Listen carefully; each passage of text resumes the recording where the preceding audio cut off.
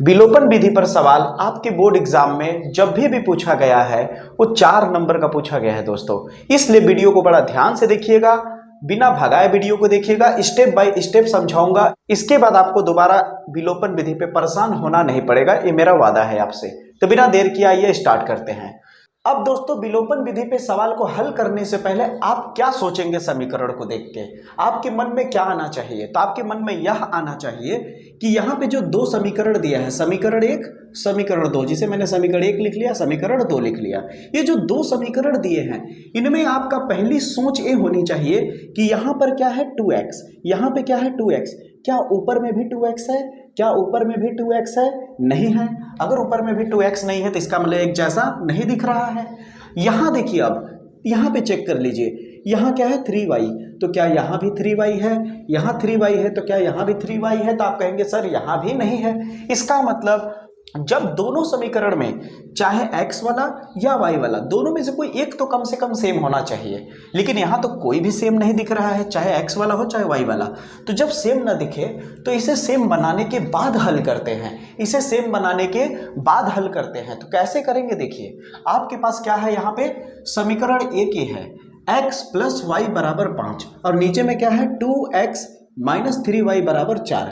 अगर आप समीकरण 1 को देखें ध्यान से दोस्तों, समीकरण 1 को अगर ध्यान से देखें दोस्तों, कि अगर इस टोटल में अगर मैं 2 का गुणा कर दूं, इस टोटल में क्या कर दूं, 2 का अगर गुणा कर दूं दोनों पक्षों में, यहाँ भी और यहाँ भी, तो आपका एक नया समीकरण बनेगा। 2 का x से गुणा करेंगे तो हो जाएगा 2x, फिर 2 का y से गुणा करेंगे तो प्लस 2y बराबर 2 का 5 से गुणा करेंगे तो हो जाएगा 10। यहाँ पे अगर आप देखें तो 2 का जैसे ही मैंने गुणा किया तो एक नया समीकरण बन गया। इस समीकरण को आप समीकरण नंबर 3 कह सकते हो। क्या कह सकते हो? समीकरण नंबर 3। अब आप समीकरण 2 और समीकरण नंबर 3 को ध्यान से देखो दोस्तों, तो यहाँ पे 2x और यहाँ भी 2x एक जैसा दिखने लगा कि नहीं?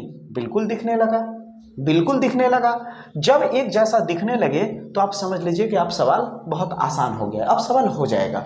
अब इसके बाद क्या करना है, जब एक जैसा दिखने लगे तो उसके बाद आपको ध्यान देना है कि जो एक जैसा दिख रहा है उसके सामने में चिन्ह कैसा है, उसके सामने में चिन्ह कैसा है। तो इसके सामने कुछ नहीं है तो क्या छुपा है? प्लस। इसके सामने में कुछ नहीं तो क्या छुपा है? प्लस। अब यहाँ भी प्लस, यहाँ भी प्लस। जब 2 चिन्ह ये सेम होने के बाद जब चिन्ह भी सेम हो जाए तो हमेशा इसे घटा देना, हमेशा इन दोनों समीकरण को घटा देना। तो यहाँ पे चिन्ह एक जैसा है, ठीक है, चिन्ह एक जैसा है, इसलिए हम समीकरण को घटा देंगे।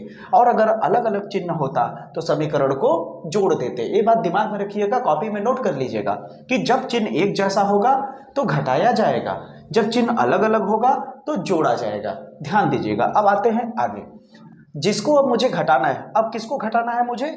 समीकरण 2 और समीकरण 3 को, जो एक जैसा दिख रहा है, ठीक है, इसको घटाना है। इसको मैंने यहाँ लिख दिया। क्या लिखा? समीकरण 2 माइनस 3, यानी हमने समीकरण 2 में से 3 को घटाया। अब आप सबसे मजेदार बात सीखने जा रहे हैं दोस्तों, सबसे मजेदार चीज सीखने जा रहे हैं कि जब भी इस तरह का जब भी घटाना दे आपको, तो याद रखिएगा नीचे का चिन्ह बदल जाता है, नीचे का चिन्ह बदल जाता है, ऊपर वाला नहीं, नीचे वाला चिन्ह बदल जाएगा। बदलने का मतलब ये होता है कि अगर कहीं नीचे में प्लस दिख रहा है तो उसके जगह आप माइनस लिख देंगे, और अगर कहीं माइनस दिख रहा है तो उसके जगह पे आप प्लस लिख देंगे। क्या लिख देंगे? प्लस लिख देंगे। तो यहाँ पे देखिए 10 के सामने कुछ नहीं है तो प्लस है, इसलिए क्या हो जाएगा अपने आप माइनस। यहाँ क्या है? प्लस है, इसलिए यहाँ क्या हो जाएगा? माइनस हो जाएगा। यहाँ कुछ नहीं है तो प्लस होता है, लेकिन क्या हो जाएगा? अब माइनस हो जाएगा। इतनी बात आपको समझनी पड़ेगी। अगर मान लीजिए यहाँ माइनस हुआ होता तो हम यहाँ क्या लिख देते? तब प्लस लिख देते, लेकिन अभी तो है नहीं, इसलिए माइनस ही लिख रहे हैं। अब आगे बढ़ते हैं दोस्तों। अब यहाँ बराबर है तो बराबर लगा दीजिए। यहाँ क्या है? 10 के सामने माइनस और 4 के सामने तो आपको पता ही होगा प्लस है, तो यहाँ माइनस और प्लस मिलके क्या बना रहा है? माइनस। तो 10 में से 4 घटाओगे तो बचेगा 6, 10 में से 4 घटाओगे तो बचेगा 6, लेकिन चिन्ह भी आपको सामने लगाना होगा। जो बड़ा संख्या होता है उसी का चिन्ह आप हमेशा आगे लगाना। 10 के सामने माइनस है, 4 के सामने प्लस है, बड़ा 10 है, इसलिए 10 के सामने वाला चिन्ह लगा देना। हो गया आपका। अब आगे देखिए दोस्तों, यहाँ 2y माइनस में है, यहाँ 3y माइनस में है, माइनस और माइनस मिलके होता है प्लस। और 2y और 3y हो जाएगा कितना 5y। अभी मैंने तुरंत बताया दोस्तों कि 2 बड़ा या 3, जो बड़ा है उसी के सामने का यहाँ चिन्ह लगा दीजिए, है कि नहीं आसान।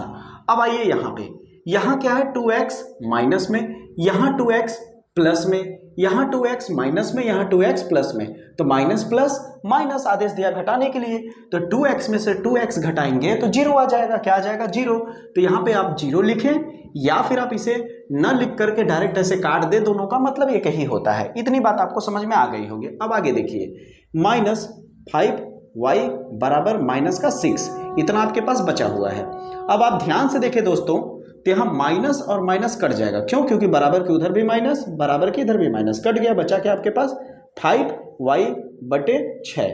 अब यहाँ पे जो 5 बगल में मल्टीप्लाई में दिख रहा है, इसे यहाँ से जब हटाओगे तो इसके डिवाइड के नीचे चला जाएगा, तो y का वैल्यू तो आ गया हमारा 6/5।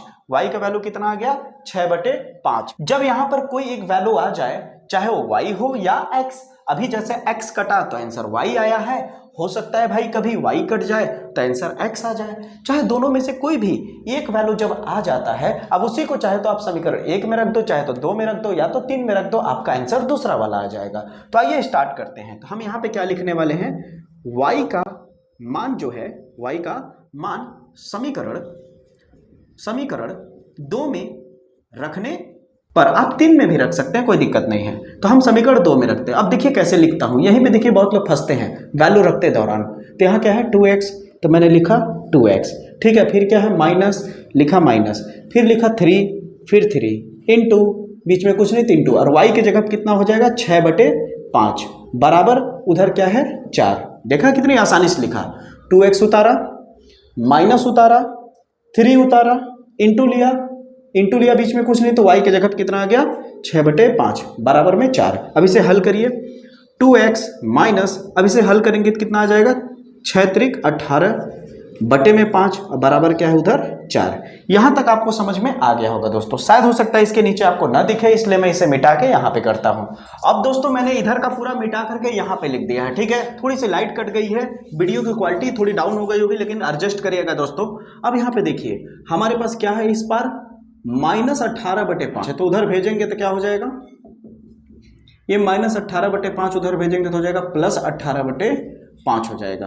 तो 2x लिखेंगे, बराबर लिखेंगे, नीचे कुछ नहीं तो 1। अब इसे हल कर दीजिए, 5 चौके 20 प्लस 18 एकम 18 बटे 5 एकम 5, तो कितना आ जाएगा दोस्तों 2x बराबर 18 और 20 जोड़ेंगे तो हो जाएगा आपका 38/5 हो जाएगा। कितना हो जाएगा 38/5। अब यहाँ पे इंटू में 2 है, यहाँ से जैसे ही 2 हटाओगे तो डिवाइड के नीचे चला जाएगा 2, और यहाँ लग जाएगा मल्टीप्लाई। अब इसे हल करेंगे तो हल करने से अच्छा यहाँ 2 और 38 कट रहा है, यहाँ पे देखिए 2 और 38 कट रहा है, 2 के पहाड़े में 2 एकम 2 और इसके 19 बार में कट जाएगा, 19 दूनी 38, तो ऊपर में आ गया 19, नीचे में आ गया 5 एकम 5। तो x का वैल्यू कितना मिल गया दोस्तों 19/5। उम्मीद करता हूँ आपको वीडियो अच्छा लगा होगा, पूरा एकदम क्लियर कट समझ में आया होगा। अगर आपको वीडियो अच्छा लगे तो मेरे से जुड़े रहने के लिए चैनल को जल्दी से सब्सक्राइब कर लीजिएगा, बेल आइकन को प्रेस कर लीजिएगा, ताकि इस तरह के बेहतरीन से बेहतरीन मोस्ट इंपॉर्टेंट क्वेश्चन आपको मिलता रहे दोस्तों।